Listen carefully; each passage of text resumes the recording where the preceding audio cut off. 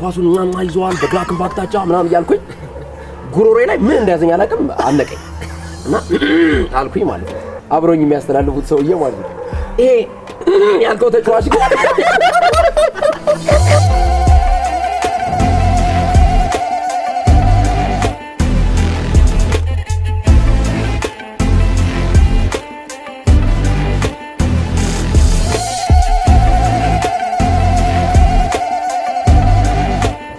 ባይዞ ያሉት አሁን ነው ቁመቱ የረዘመው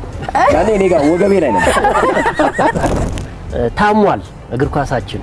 እንደው ሐኪሙ ማን ይሆናል ስለ እግር ኳስ ጋር ተመሳሳይ ነገር ብናወራ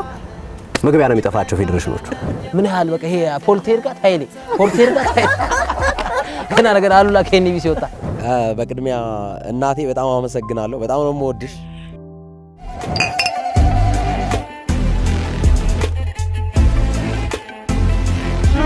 እንኳን ሙቼ ልሙት እንደገና አንድ ሞት ላገሬ አይበቃትም